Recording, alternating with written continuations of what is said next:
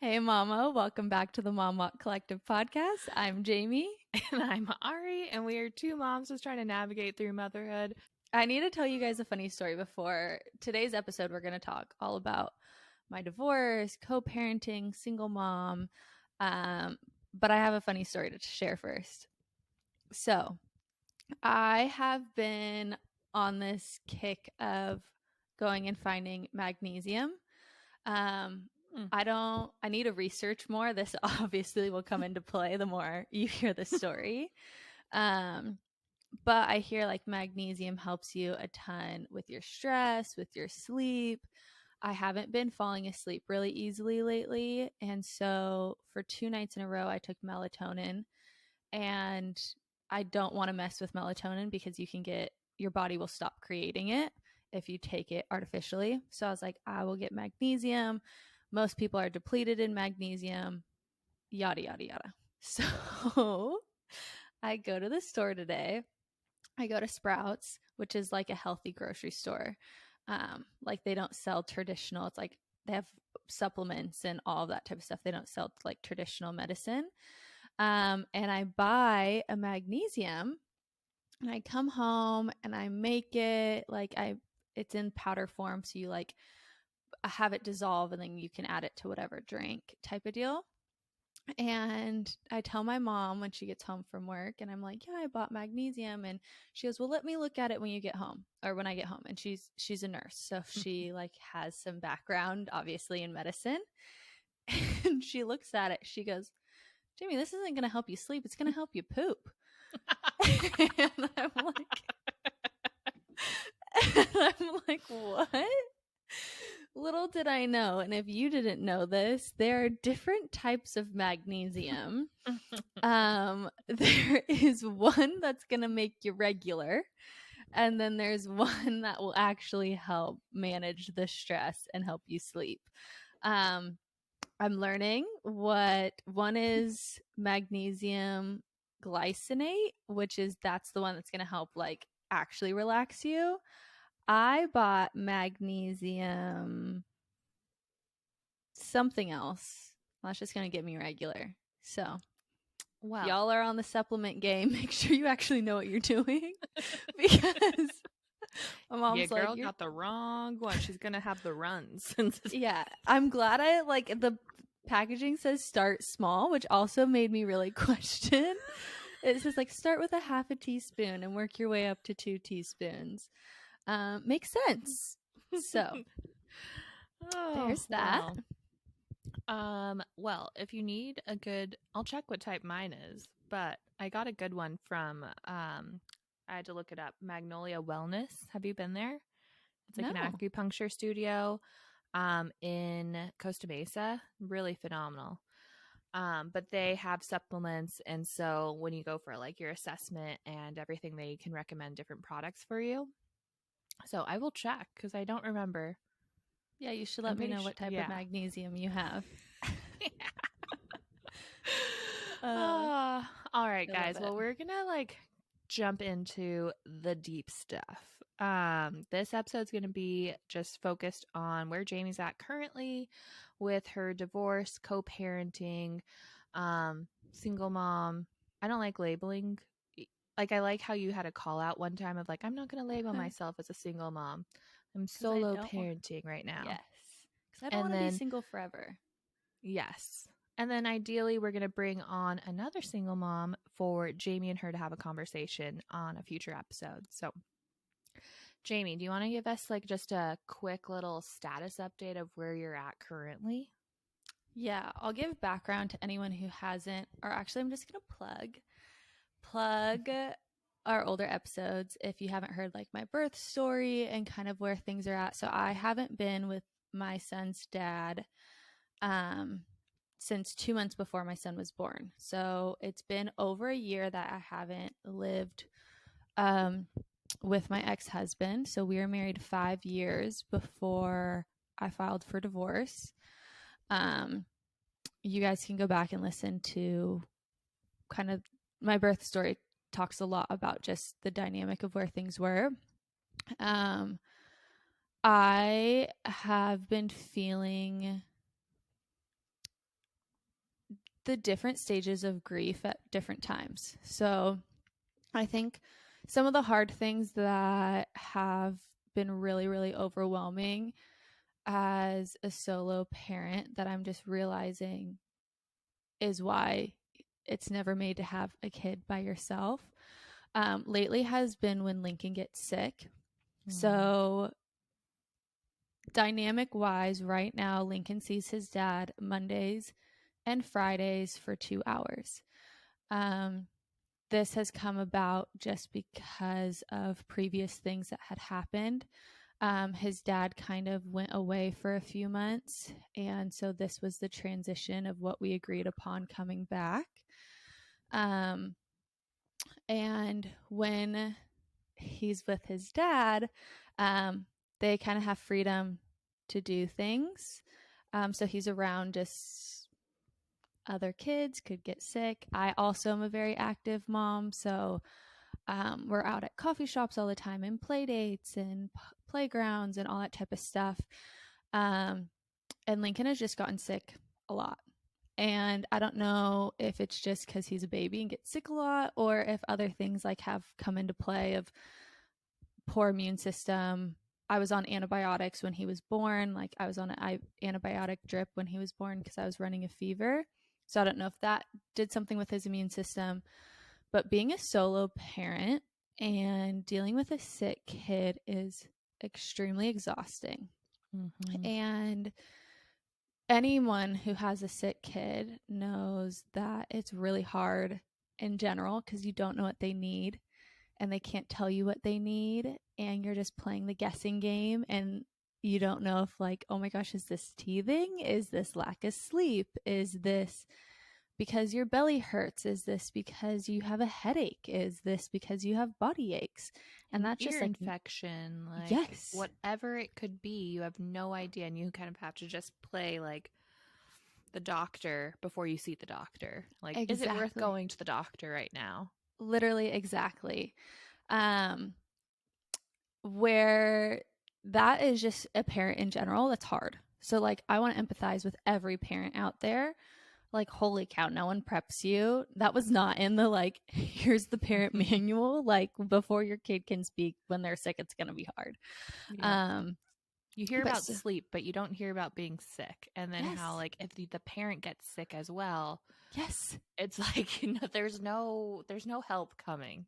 yes, literally. And most of the time the kids get it first and then the parents get the Mm-mm. second wave. Yep. So then by the time you're in the thick, like the height of your sickness, they're kind of getting better. So then all of a sudden you're like, how do I do this? Yeah. But yeah, so when I'm in the how do I do this, I just have had meltdowns and have had these breaking points of just like coming to the end of myself, and really, really grieving. I don't think anyone, well, I don't know. I can't speak to everyone. But for me, I didn't have a child with someone not to be with them. And so a lot of my grief lately has been the frustration of my reality and actually accepting reality. So I had a mental breakdown. Well, actually, let's say this. I got my period for the first time in 2 years. Period. And Ari can attest to this. You can share what happened before you got your period. Mm-hmm. Yeah, I think that pesky little postpartum period, you just never know how it's going to hit you. And I think my first one, mentally, I was probably fine. Physically, I was like, what the heck is this? I haven't had this in a year. And then add that to maybe almost like 2 years. But then the second one, mentally, I got hit with a wave. And that's where we did the episode where I was like, I don't know if I'm experiencing postpartum depression or anxiety. Like it was a wave of emotions of just like constantly crying, breaking down, of figuring out like why. Like I could cry on the spot in a coffee shop, and that is not my like standard, like typical self, which nothing wrong with that if that's you. It's just I knew something was off, and then boom, my period came, and that was really fun. Yeah. Not blaming my whole period, like my whole period for that. I think there's so much more beyond that. But yeah, so Jamie got her period. Yeah, that Aunt Flo came to visit. Aunt Flo, the Red Sea was Russian. Oh my gosh, this is so bad. Sorry guys, if you have kids in the car, I'm gonna say I won't. Never mind. I was gonna say really dirty joke. Okay, I'm gonna say it. I had this one. Okay, I'm really sorry, and we may end up bleeping this and cutting this out. But before I got married, I've told this story before. My ex-husband's friends had all been married for like years and had kids and stuff like that.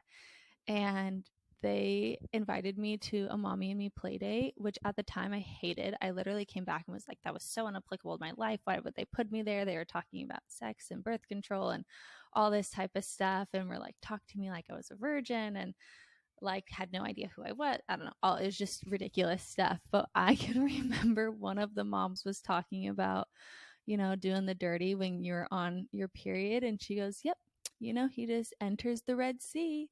And I was like, where am I?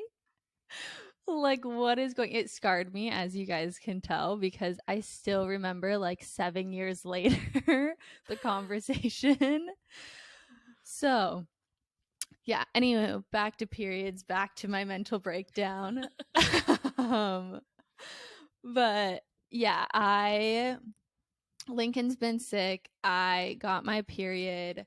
I've been grieving, and I hit a full mental breakdown. Like, I reached a point where I was sobbing. I was saying these words like, I can't do this, I can't do this, I can't do this, I can't do this. And I really had to process like what I couldn't do. And things that I couldn't do, I realized it was never created to do alone. So for me, the hardest part right now is I'm having to be the provider. I'm having to be the protector. I'm having to be the comforter. I'm having to be the fun person. And this is things that I'm doing for someone else, meaning I'm doing this for my son. And I don't have any partner to support me in doing it together. And so when I had this mental breakdown, luckily I have a really great support system and have like built that in over the past years. But usually my go-to person is my dad. And I ended up calling my dad, and it's a miracle that I have such a great relationship with my dad, because before, like, my dad was the point of so much trauma of my life. And I had a mental break in 2019, and I ended up having to go to a brain therapy program and ended up having to live at my dad's house for 3 months. And this was while I was married to my ex-husband.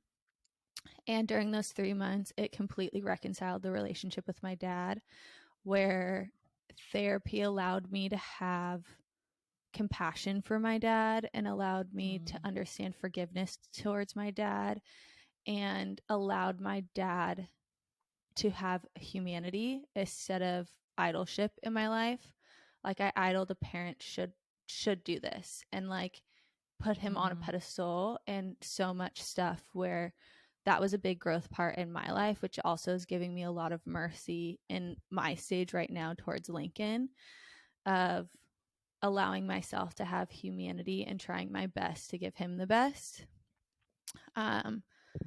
But my dad essentially like talked me not off the ledge, like I wasn't at that point, but like talked me into really understanding the dynamic of solo parenting right now. And he really just reminded me of who I was. It was like, he's like, you're one of the strongest people I know. And he's like, I know you're one of the hardest business women I ever have met. He's like, if anyone could do something, I know it was you. And we started just walking through the things that are really challenging in my life right now, and really breaking things down like step by step by step. So certain things that we really talked about that are really important in my life, and I think it's important in everyone's life, but are doing a form of like self-care, like what actually really feeds my soul and rejuvenates me. And one of the biggest things for me is I need natural endorphins made. And so working out is like massive for me. Yeah. And I haven't been doing that. I know, Ari, you just started working out again. Yeah. How's that been going? It is going well. I need to work out again. I've been like savoring, and like the babies have been sleeping till 7:45, and so instead of waking up, which that's what I said, I did send Ian a text today, but I was like, I think I need a Peloton now that the babies are sleeping. Celebratory gift, but also like I figure I love classes. Yeah, So that's how I am too. I figure a Peloton would give me that class environment, but at home. So the ease of like being able to just run downstairs, get a workout in, and then run back upstairs when they wake up. Mix it in with class pass here and there. But I mean, I think honestly, the price of a bike is like a year's membership somewhere. So, oh, yeah. And you would use it multiple times. I would really love the tread. But or have you seen those wall units? Mm-hmm. What Yeah, are those? we've A tried tunnel? those. The weight, yep. Yeah, the tonal. They had a showroom in San Francisco when we lived up there. So we tried it. Super cool. But we have like a full gym setup, the squat Sure. rack, the rower.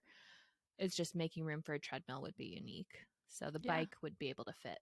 But anyways, you have to get natural endorphins going. Natural endorphins. So we talked about making it a priority to work out. So that is a huge thing for me in self-care, is some way, shape, or form I need to allow those natural endorphins to happen, because there's no other natural endorphins happening besides watching moments of joy in my son. Which every mom knows. Like, if you're listening to this, you know, when your kid does something for the first time, it like the serotonin and endorphins inside of you are like, oh my gosh, that's the best. Like, you just fill with so much joy. You guys, but I just need something. I have to share this moment that I had with Harley. Oh, you do? This was cute. This was like, I just wanted to like melt into a ball of tears. So my kids are gentle, but also a little bit rough because they have each other. So I think they can like stand up to Lincoln now. Lincoln used to just be like this like heavy hitter compared to my kids. They're still little peanuts, but they've got a little backbone now when they have to go back to back with each other. But Harley grabbed my face gently with both her hands. If you're watching the video. And just literally went nose to nose with me and looked straight through my soul. And then just held it there for like 5 seconds and then kissed me. So my kids, we love kissing each other, and we're just like, and Graham just opens his mouth. He's like, or he tries to like, make out with me sometimes with a little tongue. I'm like, whoa, can't go there, kid. But that was a special moment. She's also like the twin right now that's like testing the waters with how to walk. Whereas Graham's like, you can just carry me, or I'll just crawl really, really fast. And she's just like, no, I'm gonna stand and I'm gonna see. But yeah, I love it. Special moments like, right now. Those moments right now for Lincoln, dude, this kid is just so funny. Like, he just has, I never thought people were born with comedic humor, but like, this kid is so funny, and it's through his eyebrows. Like, his facial expressions are the funniest thing I've ever seen in my entire life. And we'll go, like, he's a ham, like, he loves people, but like, I mean, maybe because I'm super like expressive with my eyebrows, but he'll like kind of give people this like look. Oh yeah. And then he'll like smirk, and then he'll like wait for a punchline to then finally give someone a smile. It is just like, it's hilarious. Like, I love it.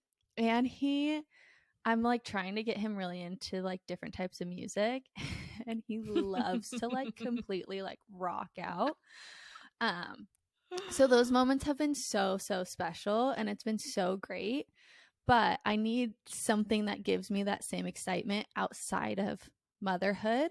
Yeah. So that was a huge thing that we talked about lately. Another thing is, I talked about this on the last podcast, but something happened that's causing me to kind of shift careers. And again, overwhelming, another change, another thing, having to be a provider. Like anyone who is solo parenting, and that is put in a financial position. So, those of you who have never dabbled in the divorce court system, which I hope it's not a lot of you. What a way to put it. You know, I think the divorce rate in Orange County specifically is like 73%. It's higher. It's in the 80s. It's really high. It's really sad.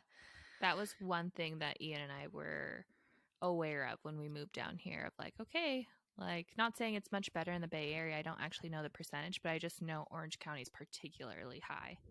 Yeah, it's in the 80s, which is really hard. It's just so sad. Like, no one gets married to be here, you know? And like I said, no one has a kid with someone to be alone. No one gets married to be alone. Like, those are the grievances. And two, I was married to a pastor. We had like, you know, our dating and engagement was just flawless, and then so much chaos within our marriage, and then so much chaos now where we're at now. Like, it's still, I feel like I can finally breathe being separated and like not being in the chaos. But I'm still, I don't have systems yet, and I don't have that where I'm breathing fine. Like, I feel like I'm still treading water. Like, it's still survival. It's still all this type of stuff. So like, you don't, so my ex doesn't pay child support. This has been, he has his own justifications of what he thinks he's contributing to my son's life at the moment. And there's kind of some hard lines that I've drawn of boundaries of like time and seeing things. And it's just so hard. So, like, where I'm at in the whole process of divorce, I go to mediation in April. I'm not going to give a date because I don't want people to ask. But I go to mediation next month. At mediation, it will be me, him, and a court appointed mediator. There, the whole goal is that we can agree on things and it doesn't have to go to court. I know for 100% fact that it's not going to happen. Like, we see. Are you going to have your lawyer in the room with the mediator? So you're not allowed. You're not Okay. allowed to, which I also just learned. Your lawyer is only allowed in the courtroom. That's so not in the they mediation. show in the movies. I know, right? So they can prep me for mediation on like, this is what you've communicated to us. You can just reiterate it to them, like all this type of stuff. They have educated me. Something that I might do, I probably will do, I just have to get it arranged, is I don't have to sit in the same room as him during mediation. Oh, that's good. So like, he'll have a mediation meeting with my ex, and then I'll have a meeting with him, and then he'll kind of go back and forth with us to try to get on an agreement. But with all of these things, there is no, since there's nothing court ordered yet, he doesn't have to pay support. No visitations required, or there's no structure of visitation that way. And everything else is just up in the air. So I'm going for full custody. He is going for joint custody. Can I back up? If you get full custody, or even if he gets joint custody, doesn't he still, like, after you guys go to court, won't he have to back pay the child From support? from what I'm understanding currently, no. So Because, sorry, I know from like a little interesting story in my life that I won't share on this because it's not actually my story to tell, but somebody I know basically is not taking responsibility. And so they could come back at 18 years old and have to back pay everything. so if something's court ordered, so once it's court ordered and he doesn't pay, so say like mediation, we don't agree on the same thing, we go to court, the judge ends up giving us the final law, which honestly, there's so many things that I've just been praying about because Lincoln still breastfeeds. And say, okay, so there's a difference between custody and visitation. So I could have 100% custody and we still split visitation, which means we could do 50-50 visitation, but I get to make all the legal guardianship decisions over Lincoln's life. That's what I'm going for because I still want him. I still believe my son has the right to know his dad and have a relationship with his dad. But because of past occurrences, don't trust the decisions over his life. That's why I'm going for full custody. Visitations would still be 50-50, but with different dynamics and everything, with Lincoln still breastfeeding, it would be really hard to have that because Lincoln doesn't take a bottle. We would have to introduce, like, I don't pump. I don't even produce that much to pump anymore. Like, I'm like way past that phase. It is dried up. It's not dried up yet, but it is. I make just enough. But I was on one of our mom walks, and I talked to this mom who she just went to court for custody and everything, and the judge she got, the first thing she said when she walked in with her lawyer is, "Oh, she's still breastfeeding," and the judge said, "I don't care." So those are certain things that I've just been praying into so much of, like, God, like, all I want is Lincoln's best life. Mm-hmm. And I think that's where, like, all these crazy like solo parenting things too have also been just so stressful, because ultimately what I desire is for Lincoln to live in a house of love where he's provided for and he's supported and he has a regulated nervous system and he knows what healthy conflict resolution looks like, and he knows what happiness looks like, and he knows what it's like to be provided for, and to, all of that. And it's scary that the state of California could just be like, "Oh, this is what I feel is right," because of the 15 minutes of what I know about your guys' lifestyle and what he's communicating and what you're communicating, and this is where I'm going to draw the end all be all. Yeah.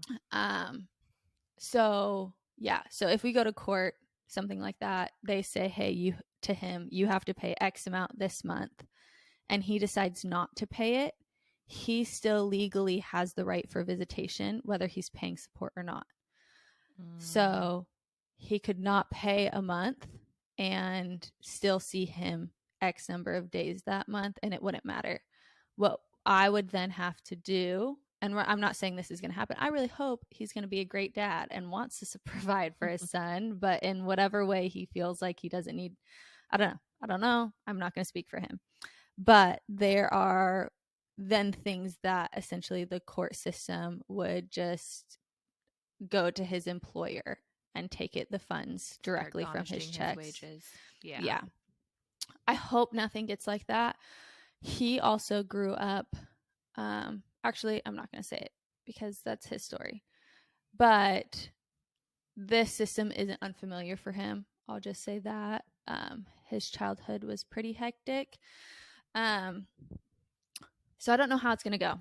And those are the things that are really just interesting. I did hire lawyers. It is a sister couple. They're local here to me. They've been great-ish.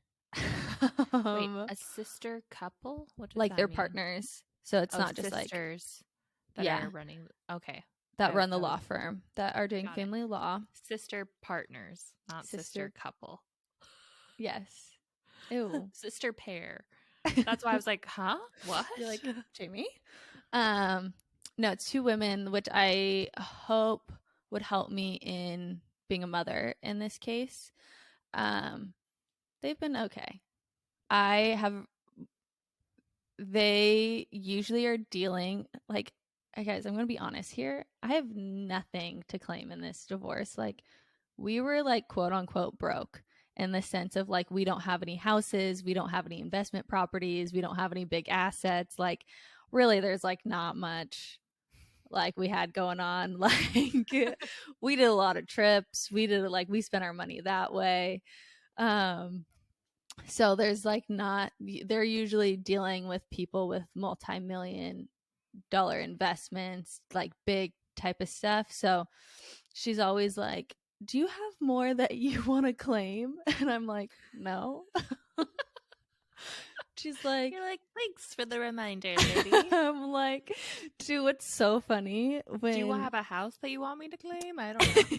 Yeah, you have to go through and like list all, like, if we were to sell all of our belongings at like a garage sale value, like how much would you sell it for? And I'm just laughing. I'm like, well, I got a free world market table for free off Facebook Marketplace, but if I would value it, I would value it at, I don't know, $300. Like, like, I'm like, Facebook Market our whole apartment when we got married, and like, it's not like we got married young. I was 22. Yeah. So it's just funny. That whole process has been really interesting. I think though. So you're gonna go to mediation next month. You talked about co-parenting.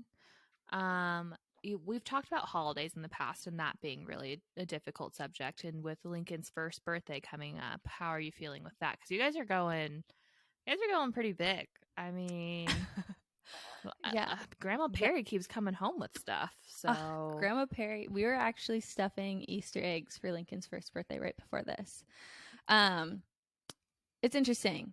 We had a discussion. I want Lincoln to be able to experience, as of right now,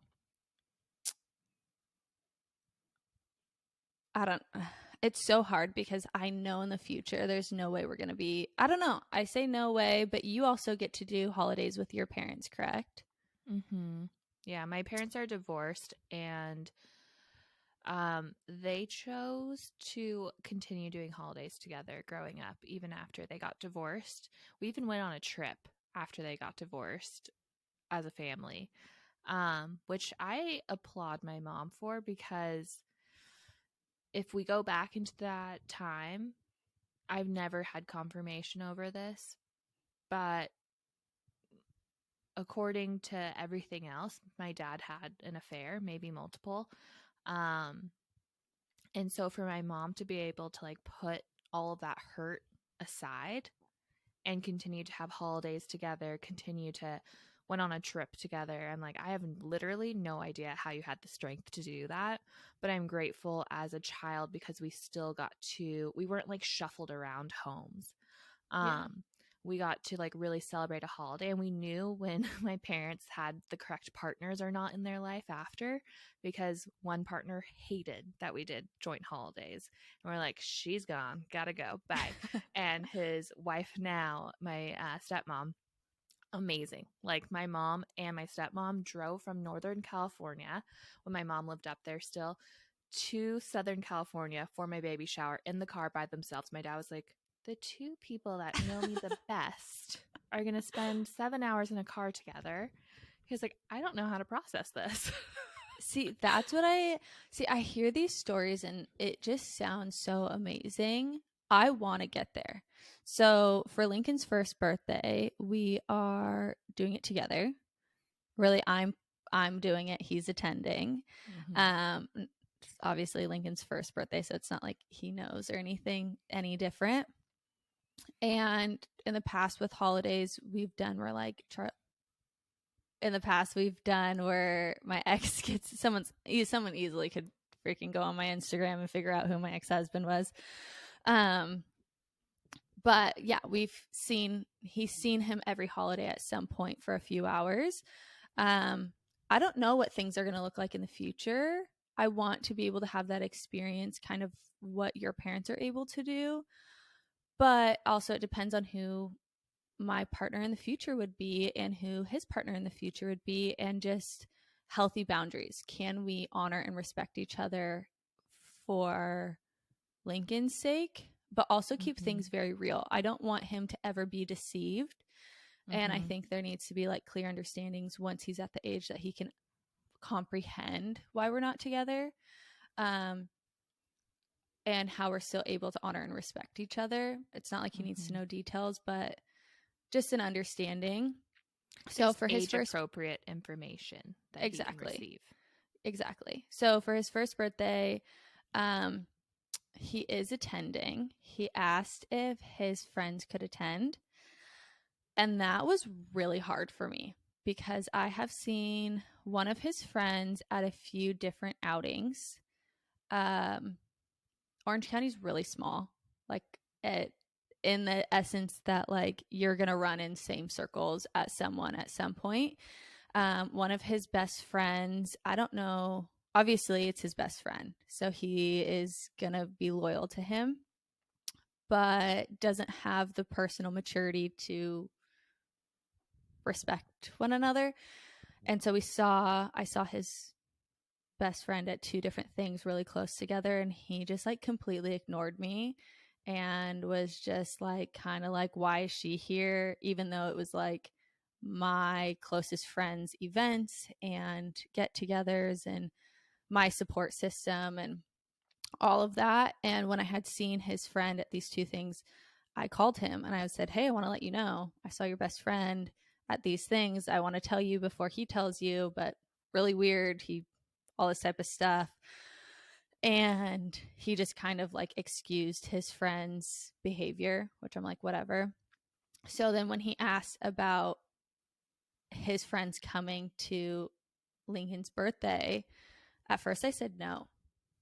I was like, sorry, they don't know him. When Charlie spends time with Lincoln, Charlie wants one-on-one time. So like Lincoln has maybe met these people 5 times, if not less.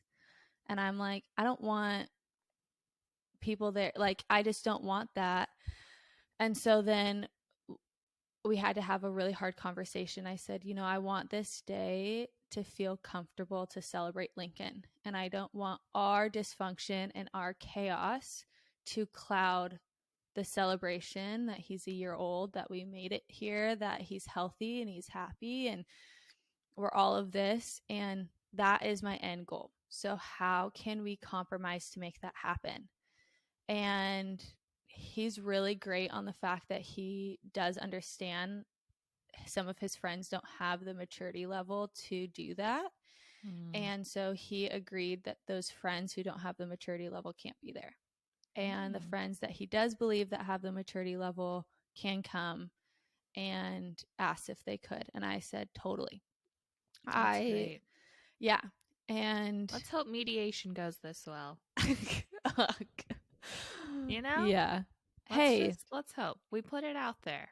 We can. I really hope. I really like, the hardest part is because my parents got divorced when I was in high school and I was the kid that was shuffled. So my older sister and older brother were in college and I went every other week with my parents. And my parents didn't have the emotional maturity when they were going through divorce to really set healthy boundaries. So my mom would say to me, like, tell your dad this when you see him and blah, blah, blah, blah, blah. And then my dad would be like, well, tell your mom this and blah, blah, blah, blah, blah. And then a lot of my extended family would vent about how bad my dad was to me. And a pretty gnarly thing happened where I ended up standing up being like, that's still my effing dad. Like, you can't say that. And I had a family member that essentially like tried to swing at me, and my sister ended up throwing me into a room, and things got really heated and a lot of family division. Everything's been reconciled since, but Wow. I don't want that for Lincoln. And I think one thing I can take responsibility about getting better with is keeping environments that Lincoln's in pure. Mm-hmm. I think that's probably the best word to say, because my ex will act like everything's just okay. Like everything's good. I don't get why you're freaking out. I don't get why it's such a big deal. Like, why don't you trust me? Which there's a lot of reasons why I don't trust him. And so the only times that I get to actually confront him are usually when he's picking up Lincoln. And one of the things I've like wept over Lincoln of is confronting his dad in front of him. And like it even makes me cry, like thinking about a few times of like confronting his dad in front of him. And like ultimately I have to like, I realized, oh my gosh, I can't believe he's hearing this. And like, I can't believe he's hearing what his dad's saying to me. And I hate that he's seeing me upset, and I hate that he's seeing me mad, and I hate that he's hearing these conversations. And I'll close the door, or I'll drive away, or I'll hang up the phone or something like that. And I get really grieved that I wasn't able to set a pure environment for Lincoln. And I'll look Lincoln in the face and I'll just like weep and apologize and just say, like, I'm so sorry that you heard mom and dad argue. This is not your fault. This is never about you. This is not anything to do with you. And this is why we're trying to figure out how we can honor and respect each other. And I wasn't very honoring and I wasn't very respectful to your dad or to you. And I want to apologize. And it's super humbling. Like, people are like, oh, he's a baby, he doesn't understand. But I fully know that his spirit picks up on those things. Yeah. And that's something that I've really created some self-control in my life to make sure that doesn't happen anymore. Because at the end of the day, there's a reason why I filed for divorce. And as much as I want closure and as much as I want control, that's just dirty water. And that keeps me in bondage. And I want to be free and I want to be loving. And I want Lincoln to see what that looks like.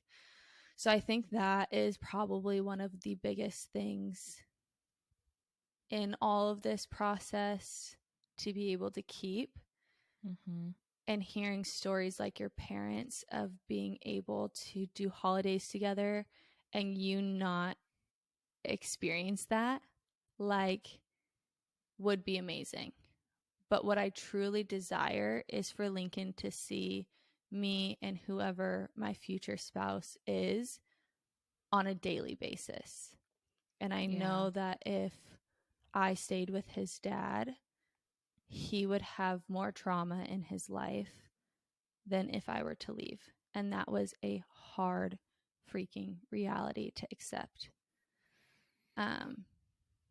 Because he will probably end up going from house to house.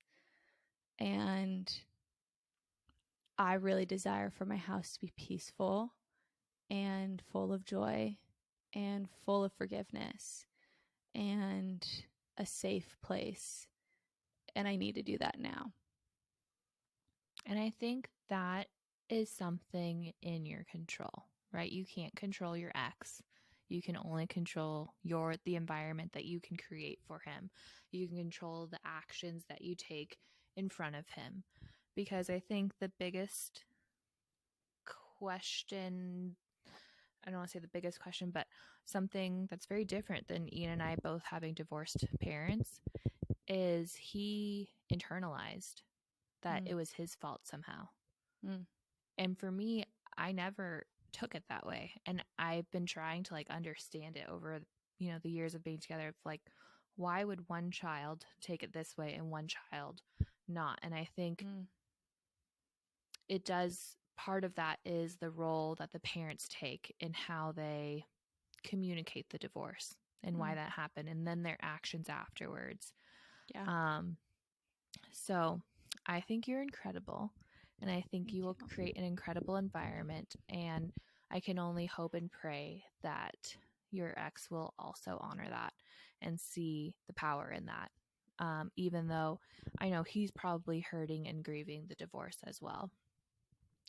I want to ask a question, and like I kind of know, but also let's just put it on the record. Just kidding. Where are you at with the whole dating, and where are you at with preparing yourself for dating? I think people want to know, so I'm gonna so ask funny. the question. So yeah. This is good.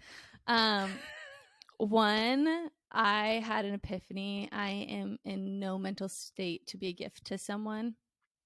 So after my mental breakdown, also in coming to closure with the divorce, even though we haven't been living together and haven't been together for like over a year, there's still stages of grief that I'm walking through. Like I've walked through a lot, but it's a continual phase. So gonna go back to therapy. Love that. I've been doing a little activations on my phone to really actually understand where I'm at so I can be a gift to someone. I'll actually read you guys. I've been calling it my daily emotion. So anytime I start to think about things, I'm just writing them down. So this is good. This was March 15th. So this was 5 days ago when I started thinking, and this will lead to me in the dating things, but I'm just talking about my emotional state here for a sec. Rabbit trail will rabbit trail, which will make sense on, no, I'm not dating right now. I really want to date, but I want to be a gift to someone. And this is why I'm not a gift to someone yet, because on March 15th, I said, I hate being alone with my feelings. I will either turn on a podcast, go to social media, things, call people. I don't like to just think. I hate how I feel controlled by my feelings and my hormones. I feel overwhelmed to heal myself. I know it's not my job to heal myself because that's what God's role is, but I don't know what that looks like because I've never given full surrender to God to allow him to heal my emotions. So that was March 15th. Here's another one that's like just more March 13th. I was anxious but happy, stressed. I felt confident when I was able to get household tasks done, but I was also hopeful, nervous, angry, and sad. So these are things I'm writing every single day. This morning, yesterday morning, I felt embarrassed, lonely, and a bit lost. So that all being said, I'm still processing through so much of my internal dialogue. And I felt when I married my ex-husband, I was in a place of that I was a gift to him. And I really want to be in that place again because I want to be a gift to someone else. So I love the attention. I mean, like who doesn't love to be pursued? I've had a few people slide into the DMs. Everyone also is like very clear that like things aren't done. Like I will not go on an official date until I am officially divorced to honor my old marriage and the process and everything. But I do think a lot about like people will like show up in the DMs or all of a sudden take interest in my life or have been in friend groups and all of a sudden like they're asking me like a lot more intentional questions. And I'm like, I'm flattered.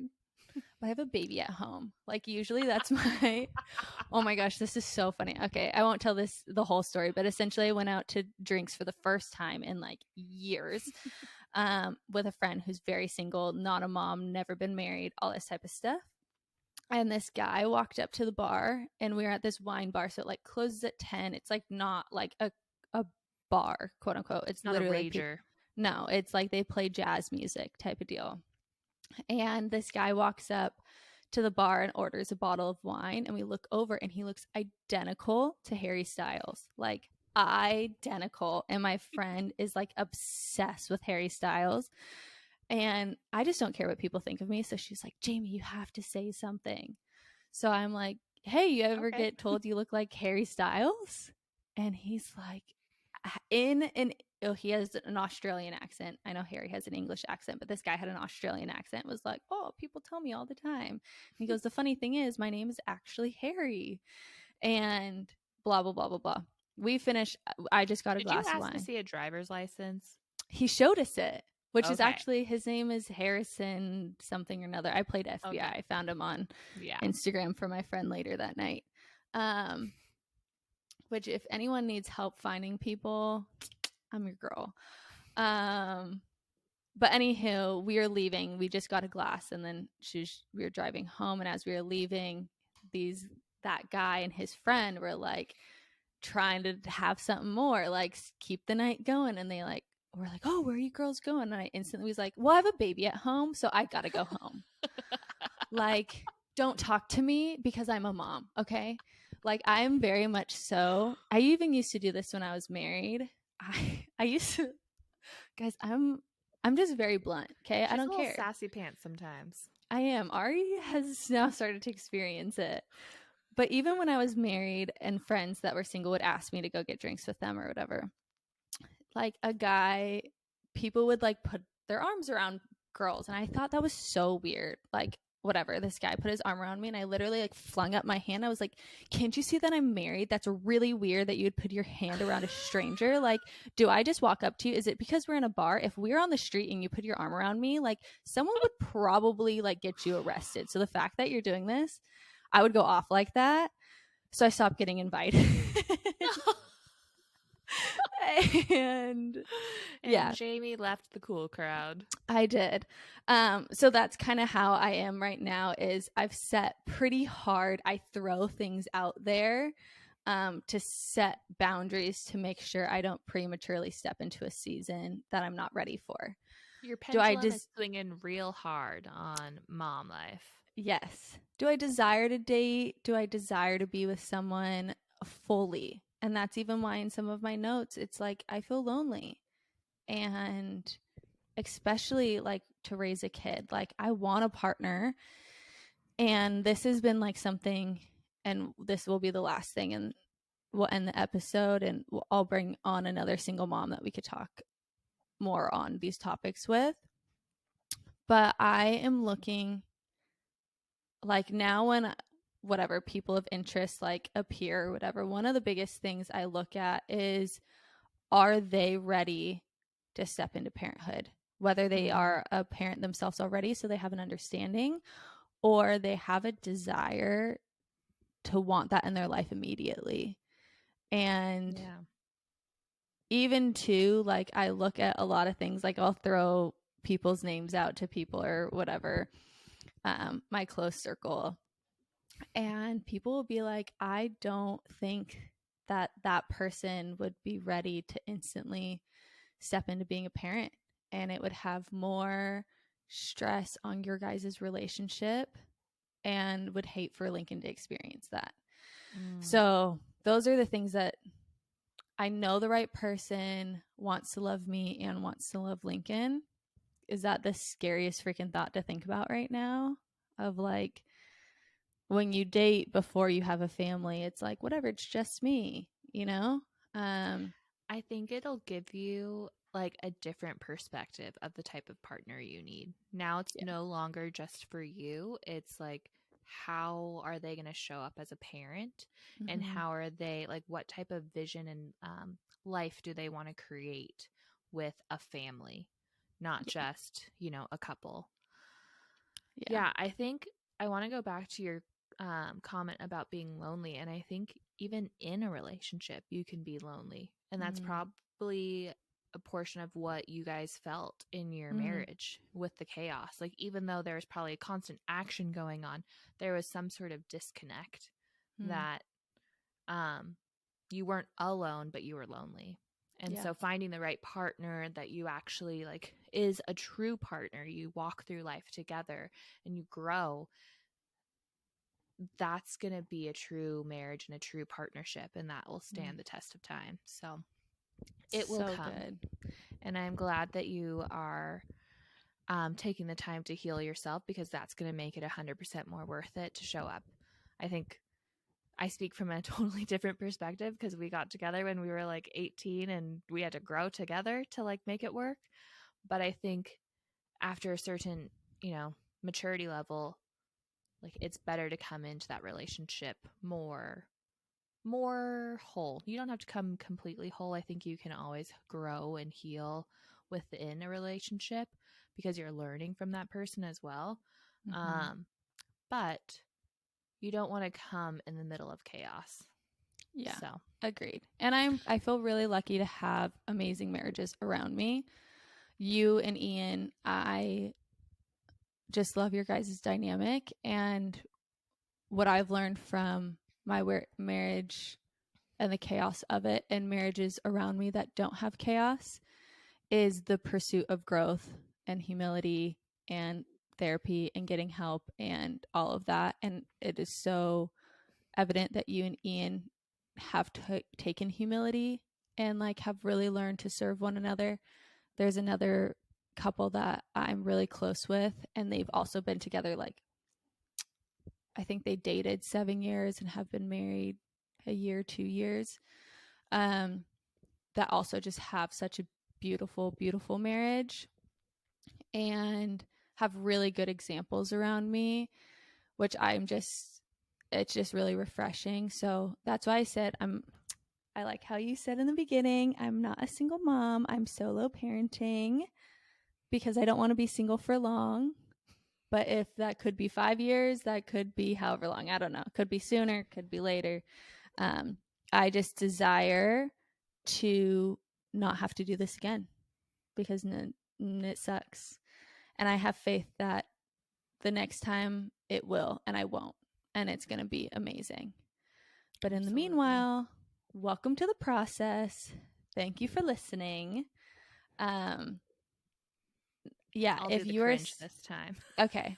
And then I'll close. Perfect. All right, guys. So now we have entered the end of the podcast where we do the cringy part. Where we want to make a huge impact. We want to bring the Mom Walk Collective to every city. We want to find resources that really help moms simplify motherhood.